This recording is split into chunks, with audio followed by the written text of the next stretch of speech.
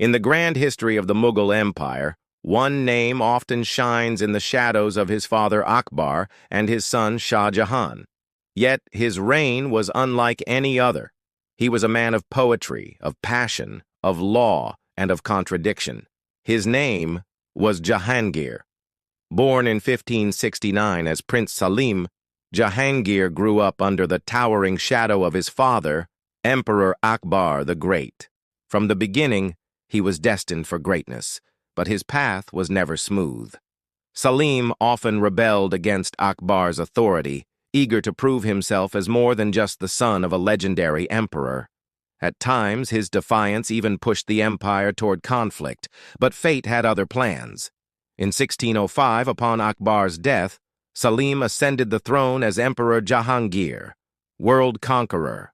The name was bold, but Jahangir's rule would not be defined by conquest alone. He was different from the warrior kings before him. Jahangir was an aesthete, an emperor whose legacy was painted not just on battlefields, but on canvas, in gardens, and in the very culture of the empire. One of Jahangir's most famous acts was establishing the chain of justice. He had a massive golden chain hung outside the palace gates of Agra Fort, attached to hundreds of bells. Anyone, no matter how poor, no matter their status, could pull this chain to demand justice directly from the emperor. It was both a symbol and a reality of Jahangir's reign, a ruler who saw himself as the guardian of fairness. Jahangir's reign marked the golden age of Mughal painting.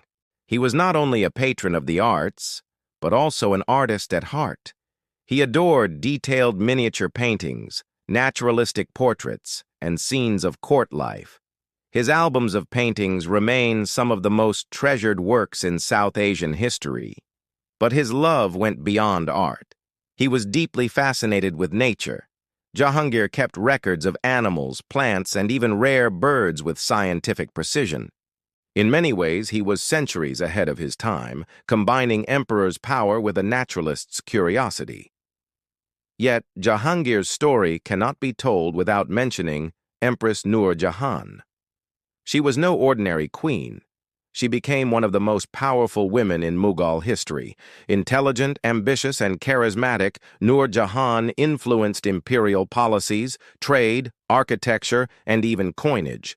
Together, Jahangir and Nur Jahan formed a unique partnership, an emperor and empress who ruled side by side in an empire dominated by men.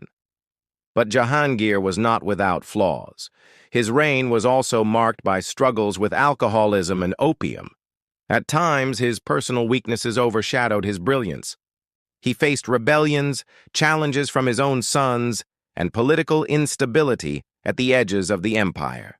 He was not the tireless conqueror his father had been, nor the monument builder his son would become. Instead, Jahangir was something else entirely, a ruler of contrasts, just and merciful, yet indulgent and flawed. When Jahangir died in 1627, the throne passed to his son Shah Jahan, who would build the Taj Mahal and immortalize the Mughal name in stone. But Jahangir's legacy lives differently. He left behind not just an empire, but a vision of beauty, justice, and art woven into the fabric of history. Jahangir was not the strongest Mughal emperor, nor the most feared, but he was one of the most human, a man of love, of beauty, of fairness, and of weakness. And sometimes, history remembers not just the conquerors, but the dreamers. His name was Jahangir, the Emperor Jahangir.